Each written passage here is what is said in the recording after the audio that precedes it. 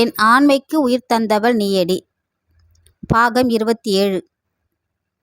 அதிகாலை 5:30 மணி. விக்ரமுக்கு வந்த அந்த மெசேஜை பார்த்தபடி அவர் தனியாக அமர்ந்திருந்தார். உன் மகளை உண்மையிலேயே பாதுகாக்கணும்னா காலை 6 மணிக்கு பழைய தொழிற்சாலைக்கு வா.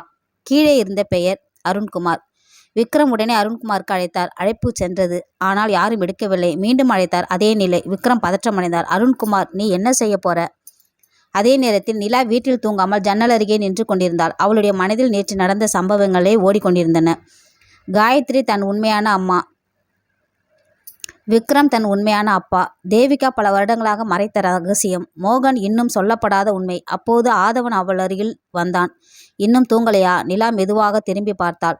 எப்படி தூங்க முடியும் மாதவா? நான் யாருன்னு எனக்கே தெரியாமல் இருந்திருக்கேன். ஆதவன் அவள் அருகில் அமர்ந்தான். உன் கடந்த காலம் எவ்வளவு குழப்பமாக இருந்தாலும் நான் உன்னை இப்போ எப்படி பார்க்கிறேன்னு மட்டும் மாறாது. நிலா அவனை பார்த்து சிறிய புன்னகை செய்தாள். எல்லாரும் என்னை விட்டு போயிடுவாங்களேன்னு பயமா இருக்கு. ஆதவன் நான் போக மாட்டேன் என்றான். அந்த வார்த்தை நிலாவுக்கு சிறிது நிம்மதியை தந்தது. அப்போது விக்ரம் வீட்டிற்கு வந்தார். அவருடைய முகத்தில் பதற்றம் தெரிந்தது. ஆதவன் எழுந்து நின்றான். என்ன ஆச்சு? விக்ரம் மொபைலை காட்டினார். அருண்குமார் எனக்கு ஒரு மெசேஜ் அனுப்பியிருக்கிறார். நிலா அதை வாசித்தாள். பழைய தொழிற்சாலை. விக்ரம் ஆமாம். ஆதவன், நாம எல்லாரும் போகலாம். விக்ரம் உடனே மறுத்தார். இல்ல நிலா வரக்கூடாது. நிலா அதிர்ச்சியுடன், ஏன்? விக்ரம், அந்த இடத்துல உனக்கு ஆபத்து இருக்கலாம். நிலா உறுதியாக சொன்னாள். என்னை பற்றிய உண்மையை தெரிஞ்சிக்க நான் வராம எப்படி? ஆதவன் அவளை ஆதரித்தான். அவள் வரட்டும். விக்ரம் சில நொடிகள் அமைதியாக இருந்தார். பிறகு தலையசைத்தார். சரி, ஆனா என் பேச்சை கேட்கணும். காலை 6 மணி. பழைய தொழிற்சாலை. பல வருடங்களாக மூடப்பட்டிருந்த அந்த இடம் முழுவதும் அமைதியாக இருந்தது. ஆதவன், நிலா, விக்ரம் மூவரும் உள்ளே சென்றனர். தொழிற்சாலையின் நடுவில் ஒரு பழைய மேஜை, அதன் மேல் ஒரு கோப்பு. விக்ரம் அதை திறந்தார். உள்ளே இருந்த முதல் பக்கத்தை பார்த்ததும் அவர் அதிர்ச்சி அடைந்தார். நிலா பாதுகாப்பு ஒப்பந்தம். ஆதவன், இது என்ன? விக்ரம், உன்னை பாதுகாக்க 25 வருடங்களுக்கு முன்னாடி கையெழுத்தான ஆவணம். நிலா அந்த ஆவணத்தை எடுத்தாள். அதில் 3 கையெழுத்துகள் இருந்தன. அருண்குமார், தேவிகா, மோகன். நிலா அதிர்ச்சி அடைந்தாள். மோகனும் இதில் கையெழுத்து போட்டிருக்கானா? விக்ரம், அதுதான் எனக்கும் புரியல. அப்போது தொழிற்சாலையின் கதவு மெதுவாக திறந்தது. அனைவரும் திரும்பி பார்த்தனர். அங்கே அருண்குமார் நின்றிருந்தார். அவருடைய முகத்தில் சோர்வு, ஆனால் கையில் ஒரு பழைய பெட்டி. ஆதவன், அப்பா, இத்தனை வருஷம் என்ன மறைச்சிங்க? அருண்குமார் நேராக நிலாவை பார்த்தார். நிலா, உன்னிடம் நான் ஒரு உண்மையை சொல்லணும். நிலா, இன்னும் என்ன உண்மை? அருண்குமார் அந்த பெட்டியை மேஜையில் வைத்தார். உன்னை நான் அந்த இரவு காப்பாற்றியது உண்மை. சிறிய இடைவெளி. ஆனால் உன்னை யாரிடமிருந்து காப்பாற்றினேன் என்பது மட்டும் இதுவரை உனக்கு தெரியாது. விக்ரம், யாரிடமிருந்து? அருண்குமார் மெதுவாக அந்த பெட்டியை திறந்தார். அதற்குள் ஒரு பழைய மருத்துவமனை அடையாள அட்டை. அதில் இருந்த பெயரை பார்த்ததும் நிலா அதிர்ச்சி அடைந்தாள். டாக்டர் தேவிகா. அருண்குமார் சொன்னார். நிலா, அந்த இரவு உன்னை மருத்துவமனையிலிருந்து வெளியே கொண்டு வந்தது தேவிகா தான். அனைவரும் உறைந்து நின்றனர். ஆதவன், அப்போ தேவிகா மேடம் நம்மை ஏமாத்தினாங்களா? அருண்குமார், இல்லை, அவங்க செய்தது ஏமாற்றம் இல்லை. அவங்க யாரை காப்பாற்றினாங்கன்னு தெரிஞ்சுக்கணும்னா அவர் பெட்டியிலிருந்து இன்னொரு புகைப்படத்தை எடுத்தார். அந்த புகைப்படத்தில் குழந்தை நிலாவுடன் ஒரு இளம்பெண். அந்த பெண்ணை பார்த்ததும் நிலா அதிர்ச்சியில் சொன்னாள், இது என் அம்மா காயத்ரி இல்லையே? அருண்குமார் மெதுவாக சொன்னார். ஆமாம், அவங்க தான் அந்த இரவு உன்னை எடுத்துக்கிட்டு போனவர். நிலாவை அழைத்து சென்ற பெண் யார்?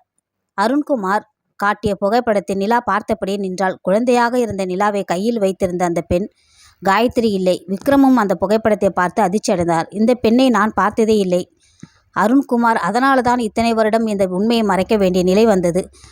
ஆதவன், அவங்க யார் என்றான். அருண்குமார் பதில் சொல்லாமல் அந்த பெண்ணின் முகத்தை பார்த்து கொண்டிருந்தார். நிலா கண்ணீருடன் கேட்டாள், என்னை காயத்ரியிடமிருந்து பிரித்தது அவங்களா? அருண்குமார், இல்லை, அவங்க உன்னை காப்பாற்றதான் அந்த இரவு உன்னை அழைத்து சென்றாங்க. நிலா, அப்போ எதற்காக என்னை என் அம்மாவிடம் கொடுக்கல? அருண்குமார், அந்த நேரத்தில் உன்னை காயத்ரியிடம் கொண்டு போனால் மோகன் உன்னை கண்டுபிடிச்சிருப்பான்.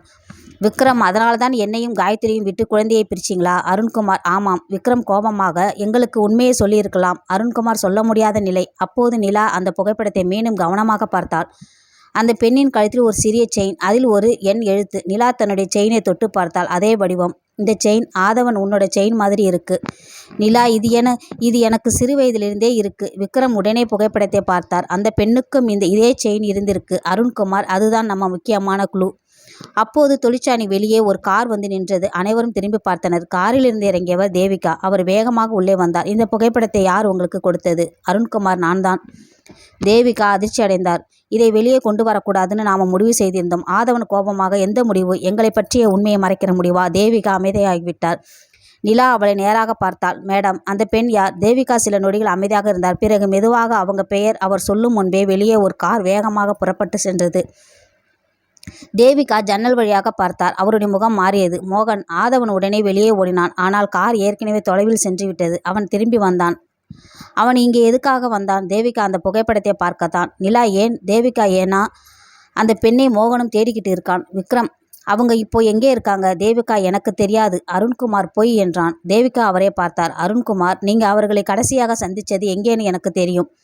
தேவிகா அமைதியாகிவிட்டார். நிலா அதிர்ச்சியுடன், அவங்க இன்னும் உயிரோடு இருக்காங்களா? தேவிகா மெதுவாக தலையசைத்தார். ஆமாம்.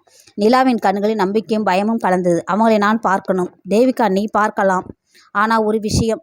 அனைவரும் அவளை பார்த்தனர். அவங்க உன்னை ஏன் காப்பாற்றினாங்கன்னு தெரிஞ்சுக்கிட்டா நீ உன் பிறப்பை பற்றிய இன்னொரு பெரிய உண்மையை தெரிஞ்சுக்க வேண்டியிருக்கும். நிலா அதிர்ச்சி அடைந்தாள். ஆதவன் அவளது கையை பிடித்தான்.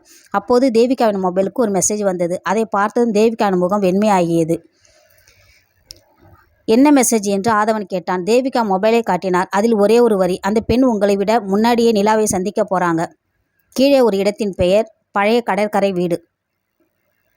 பழைய கடற்கரை வீட்டின் பெயரை பார்த்ததும் அனைவரும் அதிர்ச்சி அடைந்தனர். நிலா உடனே சொன்னால், நான் அங்கே போகணும். நிலா, அவசரப்படாதே. அந்த இடத்துக்கு யார் அழைக்கிறாங்கன்னு நமக்கே தெரியாது என்றான் விக்ரம். ஆனால் நமக்கு இப்போ கிடைச்ச ஒரே குழு அதுதான் என்றான் ஆதவன். நான் உங்களோட வரேன் என்றாள் தேவிகா. அருண்குமாரம் அமைதியாக அவர்களை பின்தொடர்ந்தார். சில நேரத்திற்கு பிறகு அவர்கள் கடற்கரை வீட்டை அடைந்தனர். பல வருடங்களாக யாரும் பயன்படுத்தாத வீடு போல இருந்தது. கதவு பூட்டப்படாமல் இருந்தது. நிலா மெதுவாக கதவை திறந்தால் உள்ளே ஒரு மேஜையின் மேல் ஒரு குழந்தையின் பழைய புகைப்படம். அந்த புகைப்படத்தை பார்த்தது நிலா உறைந்து நின்றாள். அதில் குழந்தை நிலா. அவள் அருகில் அதே மர்ம பெண். புகைப்படத்தின் பின்புறத்தில், நான் உன்னை கைவிடவில்லை என்று எழுதப்பட்டிருந்தது. நிலாவின் கண்களில் கண்ணீர். அவங்க என்னை உண்மையிலேயே காப்பாத்தியிருக்காங்க. அப்போது வீட்டுக்குள் இருந்து ஒரு பெண்ணின் குரல் கேட்டது. நிலா. அனைவரும் திரும்பி பார்த்தனர். அதே பெண் வாசலில் நின்றிருந்தாள். நிலா அவளை பார்த்தபடி அசையாமல் நின்றாள். பெண் மெதுவாக முன்னால் வந்தார். என்னை பார்த்து பயப்படாதே. நிலா, நீங்க யார் என்றாள். அந்த பெண்ணின் கண்களில் கண்ணீர். என் பெயர் சரண்யா. விக்ரம் அதிர்ச்சி அடைந்தார். சரண்யாவா? சரண்யா விக்ரமை பார்த்தாள். ஆமாம். 25 வருடங்களுக்கு முன்னாடி உன் குழந்தையை காப்பாற்றியவள் நான் தான். நிலா மெதுவாக அவள் அருகில் சென்றாள். என்னை ஏன் காப்பாத்தினீங்க? அந்த இரவு உன்னை மோகன் கண்டுபிடிக்க முயற்சி செய்தான். உன்னை அவனிடமிருந்து காப்பாற்றணும்னு தேவிகா என்கிட்ட கேட்டாங்க என்றாள் சரண்யா. அப்போது தேவிகா மேடத்துக்கு எல்லாமே தெரிஞ்சிருந்ததா என்று கேட்டாள் நிலா. சரண்யா தலையசைத்தாள். ஆமாம். ஆனால் உன் பிறப்பு பற்றி ஒரு விஷயம் மட்டும் அவர்களுக்கே தெரியாது. நிலா. என்ன? சரண்யா தனது பையில் இருந்து ஒரு பழைய மருத்துவ அறிக்கையை எடுத்தார். அதை நிலாவிடம் கொடுத்தார். ஆதவன் அந்த அறிக்கையை பார்த்தான். அதில் குழந்தை பெண், தந்தை விக்ரம், தாய் காயத்ரி என்று இருந்தது. நிலா அழுதபடி, அப்போ நான் உண்மையிலேயே காயத்ரி அம்மாவோட குழந்தைதானே? ஆமாம் என்றார் சரண்யா. நிலாவின் கண்களில் கண்ணீர் பெருகியது. காயத்ரி அவளை அணைத்து கொண்டார். என் குழந்தை நிலாவும் அவளை இறுக்கமாக அணைத்து கொண்டாள். ஆனால் சரண்யா உடனே சொன்னார், இது முழு உண்மை இல்லை. அனைவரும் அவளை பார்த்தனர். இன்னும் என்ன இருக்கு என்றான் விக்ரம். அந்த இரவு நிலாவை மட்டும் காப்பாற்றவில்லை என்றார் சரண்யா. ஆதவனையும் காப்பாற்ற வேண்டிய நிலை வந்தது. ஆதவன் அதிர்ச்சி அடைந்தான். என்னையும் சரண்யா ஆமாம் என்றார். நீங்க இருவரையும் பிரிக்க வேண்டிய கட்டாயம் ஏற்பட்டது. அப்போது சரண்யா ஒரு பழைய பெட்டியை திறந்தார். அதற்குள் 2 சிறிய வளையல்கள். ஒன்றில் ஏ, மற்றொன்றில் எண். அவர் இரண்டையும் நிலா மற்றும் ஆதவனிடம் கொடுத்தார். அந்த 2 வளையல்களும் அந்த இரவு உங்க இருவருக்கும் போட்டது. அப்போ நம்ம இருவரையும் ஏன் பிரிச்சாங்க என்றான் ஆதவன். சரண்யா மெதுவாக சொன்னார், மோகனிடமிருந்து உங்களை காப்பாற்றுவதற்காக மட்டுமில்லை. சிறிது நேரம் அமைதி. உங்க இருவரையும் பிரிக்க நினைத்தது இன்னொரு குடும்பம். நிலா அதிர்ச்சி அடைந்தாள். எந்த குடும்பம்? சரண்யா பதில் சொல்லும் முன் வீட்டுக்கு வெளியே கார் சத்தம் கேட்டது. அனைவரும் ஜன்னல் வழியாக பார்த்தனர். ஒரு கார் வந்து நின்றது. அதிலிருந்து இறங்கியவர் மோகன் மட்டுமில்லை, அவருடன் காயத்ரியின் பழைய நண்பர் ஒருவர். சரண்யாவின் முகம் உடனே மாறியது. இவர் இங்கே வரக்கூடாது. யார் அவர் என்றான் ஆதவன். சரண்யா மெதுவாக சொன்னால், உங்க இருவரையும் பிரிக்க காரணமான குடும்பத்தின் தலைவர்.